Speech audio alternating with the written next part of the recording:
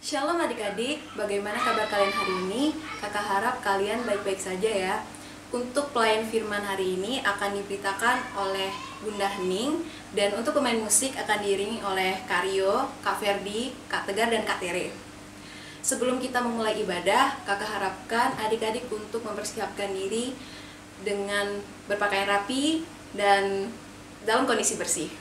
Dan sekarang kakak beri kesempatan adik-adik untuk bersaat teduh terlebih dahulu.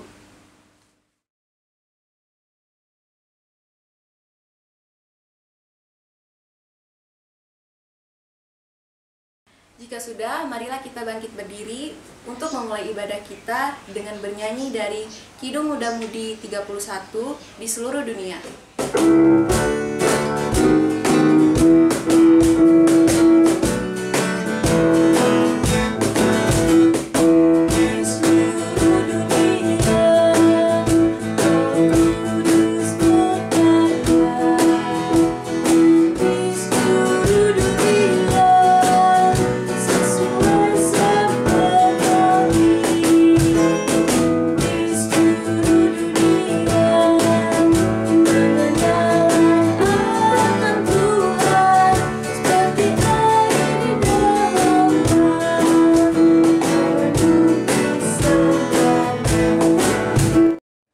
Adik-adik, sebelum kita memasuki ibadah, marilah kita berdoa terlebih dahulu.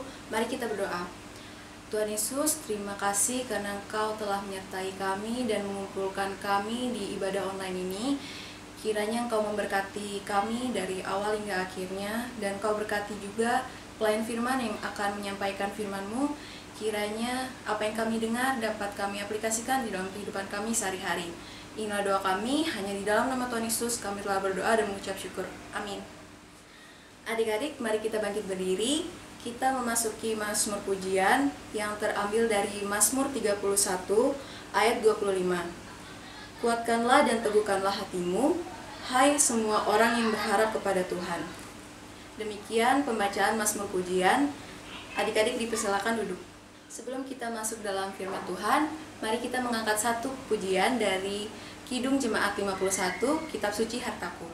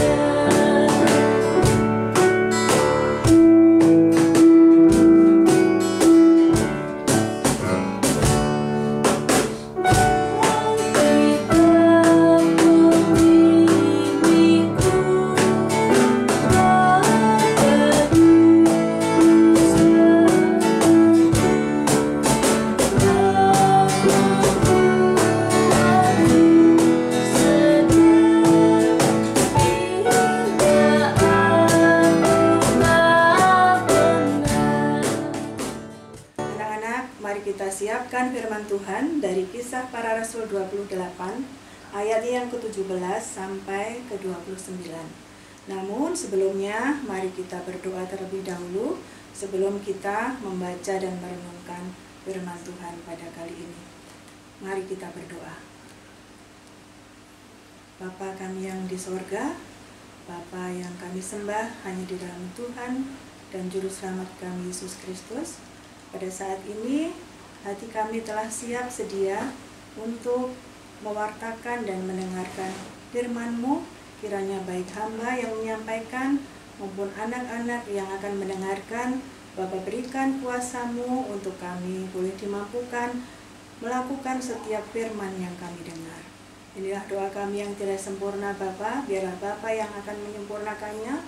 Hanya di dalam nama Yesus Kristus kami berdoa. Amin. Anak-anak, mari kita berdiri, kita akan membaca firman Tuhan. Dengan perikop pembicaraan dengan orang Yahudi di Roma. 3 hari kemudian, Paulus memanggil orang-orang terkemuka bangsa Yahudi, dan setelah mereka berkumpul, Paulus berkata, "Saudara-saudara, meskipun aku tidak berbuat kesalahan terhadap bangsa kita atau terhadap adat istiadat nenek moyang kita, namun aku ditangkap di Yerusalem dan diserahkan kepada orang-orang Roma. Setelah aku diperiksa, mereka bermaksud melepaskan aku, karena tidak terdapat suatu kesalahan pun padaku yang setimpal dengan hukuman mati. Akan tetapi orang-orang Yahudi menentangnya, dan karena itu terpaksalah aku naik banding kepada Kaisar, tetapi bukan dengan maksud untuk mengadukan bangsaku. Itulah sebabnya aku meminta supaya aku melihat kamu dan berbicara dengan kamu, sebab justru karena pengharapan Israel aku diikat dengan belenggu ini." Akan tetapi mereka berkata kepadanya, "Kami tidak menerima surat-surat dari Yudea tentang engkau, dan juga tidak seorang pun dari saudara-saudara kita datang memberitakan apa-apa yang jahat mengenai engkau. Tetapi kami ingin mendengar dari engkau bagaimana pikiranmu, sebab tentang Mazhab ini kami tahu bahwa di mana-mana pun ia mendapat perlawanan." Lalu mereka menentukan suatu hari untuk Paulus. Pada hari yang ditentukan itu, datanglah mereka dalam jumlah besar ke tempat tumpangannya. Ia menerangkan dan memberi kesaksian kepada mereka tentang kerajaan Allah, dan berdasarkan hukum Musa dan kitab para nabi, ia berusaha meyakinkan mereka tentang Yesus.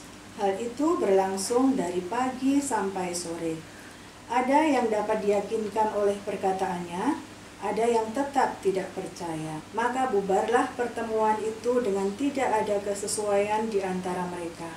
Tetapi Paulus masih mengatakan perkataan yang satu ini, "Tepatlah firman yang disampaikan Roh Kudus kepada nenek moyang kita dengan perantaraan Nabi Yesaya. Pergilah kepada bangsa ini dan katakanlah, kamu akan mendengar dan mendengar, namun tidak mengerti. Kamu akan melihat dan melihat, namun tidak menanggap. Sebab hati bangsa ini telah menebal, dan telinganya berat mendengar, dan matanya melekat tertutup, supaya jangan mereka melihat dengan matanya, dan mendengar dengan telinganya, dan mengerti dengan hatinya. Lalu berbalik sehingga aku menyembuhkan mereka. Sebab itu kamu harus tahu bahwa keselamatan yang daripada Allah ini disampaikan kepada bangsa-bangsa lain, dan mereka akan mendengarnya." Dan setelah Paulus berkata demikian, pergilah orang-orang Yahudi itu dengan banyak perbedaan paham antara mereka. Demikianlah firman Tuhan. Kita akan merenungkan firman pada saat ini, dan firman pada saat ini diberi judul "Menyampaikan Kebenaran bagi Keselamatan Bangsa." Anak-anak yang dikasihi dan diberkati Tuhan, kalau kita membaca ayat ini pada pasal terakhir kitab para rasul, kita tidak akan mendapat utuh akan kisah Paulus. Mengapa ia harus menjelaskan kepada bangsanya sendiri tentang kesalahan yang tidak ia buat. Paulus dianggap sebagai penentang hukum Taurat. Itu hanya gara-gara ia menyebarkan berita keselamatan. Supaya adik-adik mengingat kembali bahwa Paulus pernah dipenjara, dimasukkan di dalam penjara Filipi. Di situ ia memiliki kesempatan. Kesempatan untuk apa? Untuk tetap berdoa, menyerahkan semuanya kepada Allah. Sewaktu Paulus berdoa, sel-sel yang ada di dalam penjara Filipi, pintu-pintu, semua rantai-rantai yang mengikat para tahanan termasuk Paulus terlepas dengan sendirinya karena kuasa Tuhan. Sewaktu kepala penjara tahu hal itu, bahwa pintu-pintu telah terbuka, rantai-rantai belenggu yang mengikat para tahanan terlepas, kepala penjara ini takut dan mau bunuh diri. Akhirnya apa? Paulus mencegah perbuatan tersebut dan mengurungkan niat kepala penjara supaya mereka tidak takut karena para tahanan masih ada di tempat itu. Dan kepala penjara bertanya kepada Paulus karena takutnya, "Apa yang dapat kulakukan supaya aku selamat?" Lalu Paulus menjawab, "Percayalah kepada Tuhan Yesus Kristus dan engkau akan selamat, engkau dan seisi rumahmu." Akhirnya apa, anak-anak? Kepala penjara beserta keluarganya menjadi percaya kepada Tuhan. Itu yang dilakukan Paulus. Dalam keadaan terhimpit, dalam keadaan terjepit pun, Paulus tetap memberi dirinya untuk mewartakan Injil Yesus Kristus. Dalam perjalanan ke Roma, Paulus banyak sekali mendapatkan rintangan. Bahkan kapalnya pecah, ia terkandas di 2 pulau. Pulau yang terakhir yaitu Pulau Malta. Dan di Pulau Malta tersebut, Paulus memetik ranting-ranting untuk dijadikan kayu bakar sebagai penghangat. Dan pada waktu itu tangannya dibakut ular, sehingga orang-orang di pulau itu menganggap bahwa Paulus orang berdosa yang pantas untuk mendapat hukuman tersebut. Tetapi nyatanya Paulus tidak mengalami apapun. Dia tidak terluka, dia tidak sakit. Sehingga orang-orang di Pulau Malta tersebut justru menganggap Paulus seorang dewa. Di Pulau Malta ini, Paulus juga diminta oleh Publius, gubernur pulau tersebut, untuk menyembuhkan ayahnya yang sedang sakit panas dan disentri. Dan Paulus menumpangkan tangannya pada kepala ayah gubernur untuk berdoa, dan akhirnya ayah gubernur tersebut sembuh dari penyakitnya. Nah, anak-anak, itulah sepenggal kisah dari Paulus. Apakah kalian sebagai anak-anak di sekolah pernah mendapatkan hal yang sama dengan Paulus, menjadi korban berita hoax? Yang kita tahu semuanya, sekolah memang tempat pendidikan, tapi di sekolah juga berlangsung kejahatan. Setiap hari ada anak-anak yang melapor, pensilnya hilang, penghapusnya hilang, bukunya hilang, HP-nya hilang, bahkan uangnya pun hilang. Jadi di sekolah, meskipun tempat pendidikan, tempat anak-anak menimba ilmu, juga berlangsungnya kejahatan. Kejahatan setiap hari berlangsung terus-menerus. Biasanya di tahun-tahun ajaran baru seperti ini, kakak kelas biasa memalak adik kelasnya. Itu biasa berlangsung. Seperti contohnya di sekolah Bunda. Jadi karena merasa besar, karena merasa berkuasa, dia meremehkan, menjahati adik kelasnya. Bukan hanya soal itu, bahkan ada adik kelas yang memalak kakak kelasnya. Setelah ditelusuri, ternyata ada jaringan dengan sekolah lain. Pemalakan yang Bunda ceritakan tadi berhubungan dengan orang banyak, karena sudah memiliki jaringan dengan sekolah lain. Sehingga korban berani melapor, meskipun si korban dihadapkan dengan para pemalak yang begitu banyak. Demikian juga dengan Paulus. Pada ayatnya yang ke-23, di mana Paulus berhadapan dengan orang banyak yang ingin mendengar akan keadaannya. Dan di tengah-tengah pertemuan dengan saudara-saudaranya bangsa Yahudi yang begitu banyak, Paulus memiliki kesempatan untuk mewartakan Injil Kerajaan Allah. Jadi kalau anak-anak tahu hal tersebut atau mendapatkan perlakuan tersebut, jangan pernah ragu untuk melaporkan pada yang berwajib.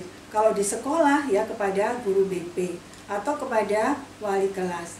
Kalau hal tersebut tidak ditindak, teman-teman kalian yang memalak akan belajar kejahatan yang lebih tinggi lagi.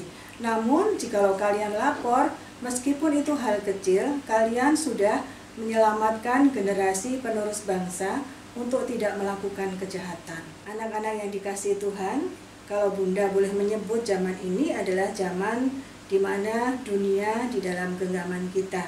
Kita mudah untuk mencari berita apapun. Kita juga mudah sekali untuk menerima pesan apapun. Jangan seperti orang-orang pada zaman Paulus yang karena rasa iri, karena rasa dengki menyebarkan hoak yang tidak bertanggung jawab. Jadi sebagai anak-anak Tuhan, kita harus memuliakan Tuhan dengan tingkah laku kita dan dengan tutur kata kita. Dan pada zaman sekarang ini, anak-anak remaja mudah sekali terbawa arus dengan tren perkataan atau tren kata-kata.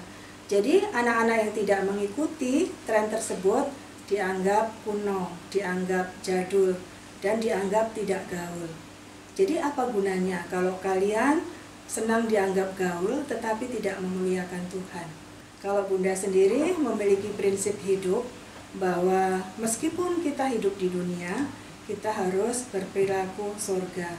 Kita harus bertutur kata dan bertingkah laku sesuai dengan kehendak Tuhan.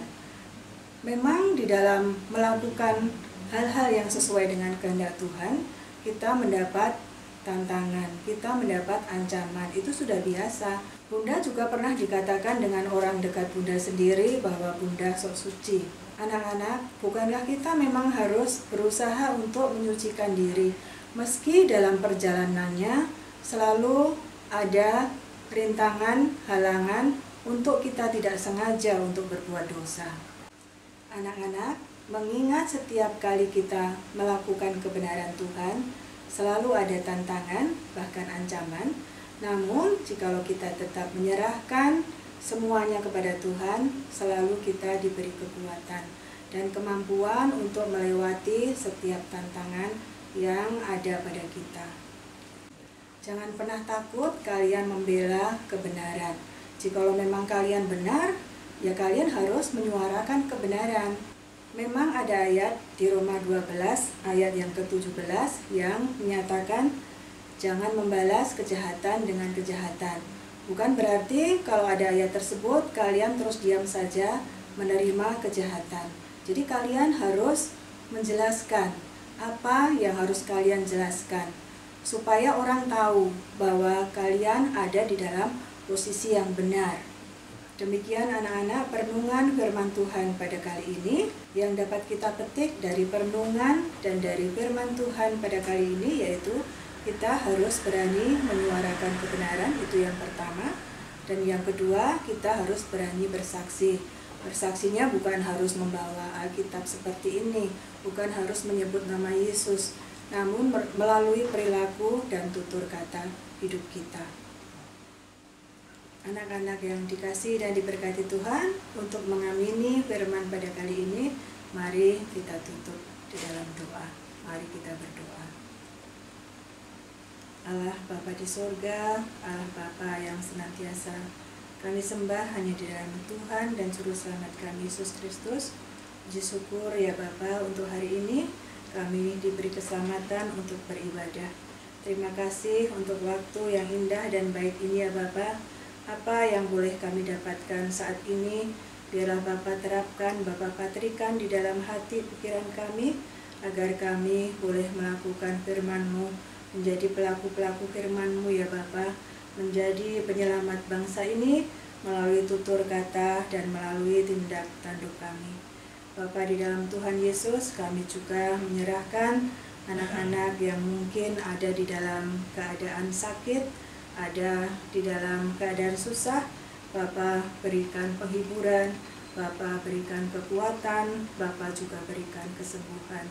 Dan untuk keadaan bangsa kami yang masih mengalami pandemi bersama bangsa-bangsa lain di dunia ini, berikan kepada seluruh bangsa kami untuk bersabar menerima keadaan saat ini. Kuat senantiasa ya Bapa, dan menjaga kesehatan setiap harinya, agar kami semuanya dapat melewati keadaan ini sampai Tuhan menentukan akhirnya ya Bapa, sehingga kami semuanya boleh menyambut kelepasan yang Tuhan berikan untuk menerima keadaan seperti sedia kala. Bapa di dalam Tuhan Yesus, inilah doa kami yang tiada sempurna. Biarlah Bapa sendiri yang akan menyempurnakannya, hanya di dalam Putra-Mu Yesus Kristus yang mengajar kami berdoa. Bapa kami yang di sorga, dikuduskanlah nama-Mu. Datanglah kerajaan-Mu, jadilah kehendak-Mu di bumi seperti di sorga. Berikanlah kami pada hari ini makanan kami yang secukupnya, dan ampunilah kami akan kesalahan kami, seperti kami juga mengampuni orang yang bersalah kepada kami. Dan janganlah membawa kami ke dalam pencobaan, tetapi lepaskanlah kami daripada yang jahat. Karena Engkaulah yang punya kerajaan dan kuasa dan kemuliaan sampai selama-lamanya. Amin. Adik-adik, sekarang kita masuk dalam persembahan. Dimohon untuk adik-adik mempersiapkan persembahannya. Nanti persembahan adik-adik akan diserahkan ke orang tua dan orang tua akan menyetor ke gereja. Mari kita bernyanyi kembali untuk mengiring persembahan kita dengan menyanyikan lagu dari Gita Bakti 81, Allah Sumber Kemurahan.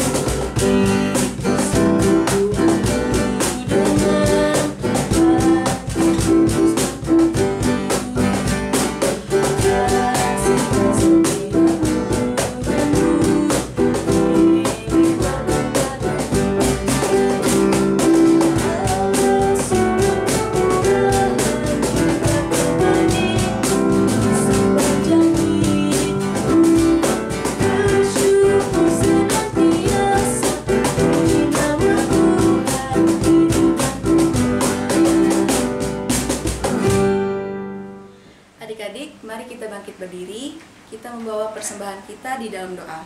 Mari kita berdoa. Tuhan, kembali kami datang ke hadirat-Mu. Inilah ungkapan syukur hati kami, kiranya Engkau menerima dan Engkau memberkati persembahan kami agar berguna dalam pelayanan ibadah ini, Tuhan. Inilah ungkapan syukur kami, hanya di dalam nama Tuhan Yesus kami telah berdoa dan mengucap syukur. Amin. Adik-adik, kita sudah sampai di penghujung ibadah. Mari kita bernyanyi mengangkat pujian dari Kidung Jemaat 432, Jika Padaku Ditanyakan.